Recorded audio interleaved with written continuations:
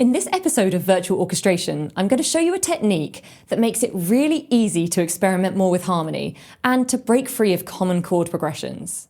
And it's also an absolutely invaluable tool when it comes to composing for film and media.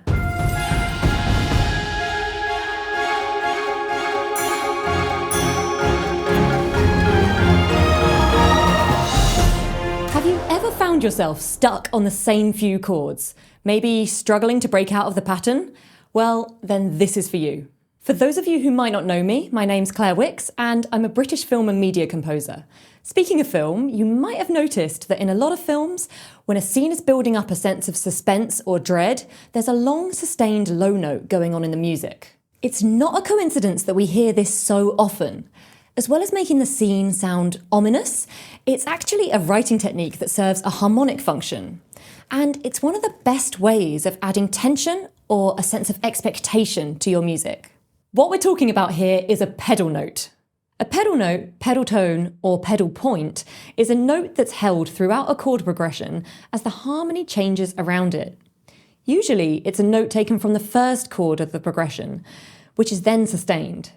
One of the reasons that this technique is so effective is that as the chords change, the function of the sustained note within each chord also changes, so you instantly get more vivid and complex harmonies. Let's break it down with a simple example. C major, A minor, F major. In all of these chords, we find the note C, so we can easily hold a C underneath all of these chords as a bass note, and it's not going to sound out of place at all.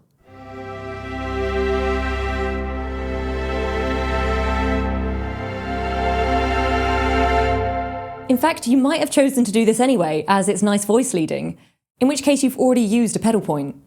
But if we want to make our chord progressions a little more compelling, we can use pedal notes in a different way. So, there's no common note between all of these chords.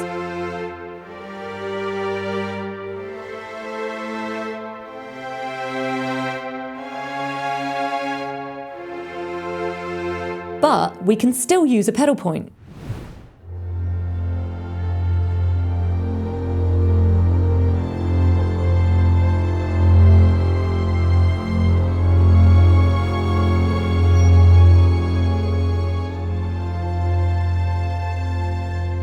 So the pedal point doesn't have to be a note that belongs to every chord in your progression.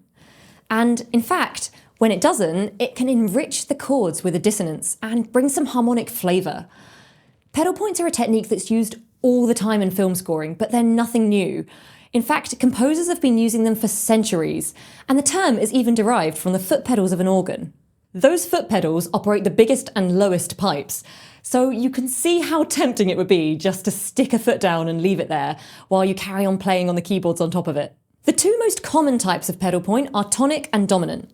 Now, this might sound a little bit like music theory jargon, but stay with me.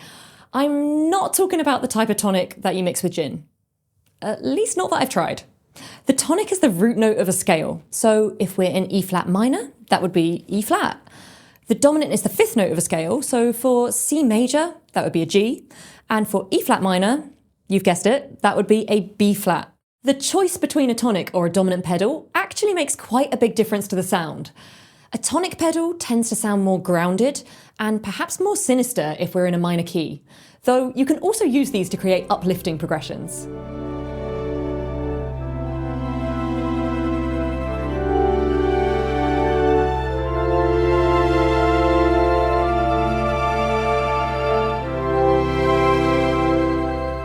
Dominant pedals tend to have a greater sense of expectation, as there's the natural pull of the dominant to want to resolve to the tonic.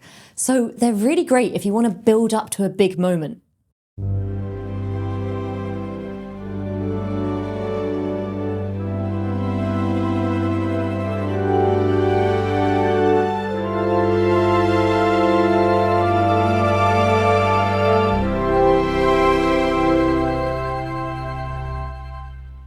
It's most common to find pedal notes in the bass, but they can actually appear at any pitch. For starters, we've got inverted pedals.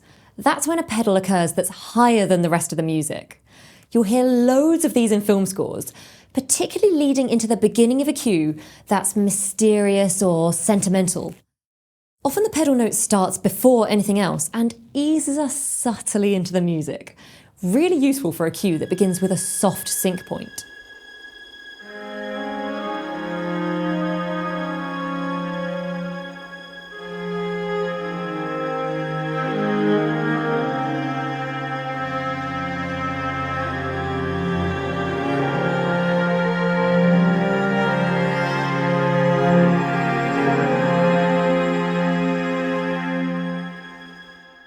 Likewise, a pedal can be in the middle of the range. That would be an internal pedal, with harmonies and textures changing on either side of it.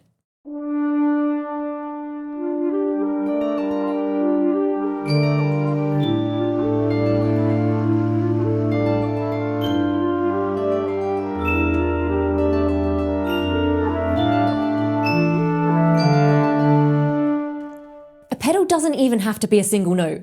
You can have a double pedal, which surprisingly consists of 2 notes.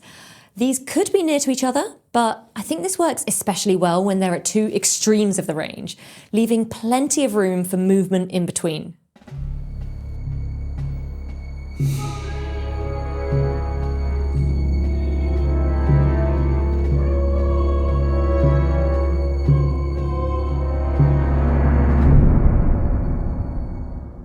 Now, if you're using this for a composition or song that has a lot of energy and rhythm, you might not want one constant sustained note in the texture. So you can use an articulated pedal. That can be as simple as repeating one note. My favourite example of this is Chariots of Fire.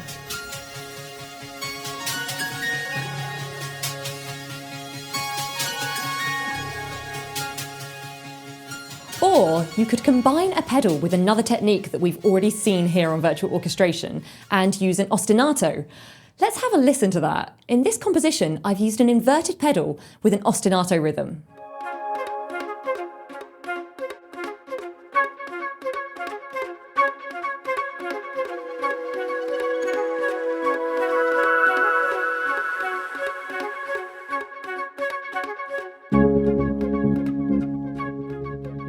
So the question here is, why are film composers in particular using this technique so often? One great thing about pedal points is that they give you continuity without losing harmonic interest. In film compositions, it's sometimes necessary to make a lengthy scene feel unified. If you're jumping around all over the place harmonically, this can make the viewer lose focus. But if you stick around on one chord forever, it's pretty boring. So the pedal point is a great solution for that problem. It's like the perfect compromise. It also anchors your chord progressions and provides a bit of glue. So you can take a set of chords that would sound quite bizarre and tie them together using a pedal.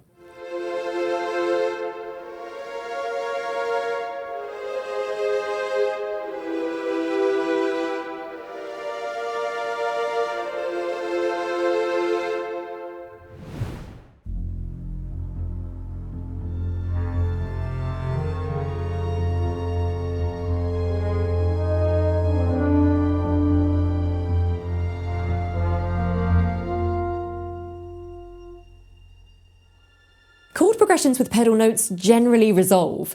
That means they end up on a chord that the pedal belongs to. But rules are made to be broken, of course. And I think it can also be pretty juicy to leave this kind of chord progression unresolved and end with a big dissonance. One time I've used this recently was writing a theme for a conflicted superhero character. I wanted it to sound confident and grounded, so I opted for a tonic pedal. I wanted the theme to reflect the 2 sides of the character's psyche, the heroism alongside the darkness. So using a pedal, I combined a minor chord in the bass with major chords on top of it. The pedal also ramps up the tension, but I left it unresolved, so we never quite get that relief of going back to the home key.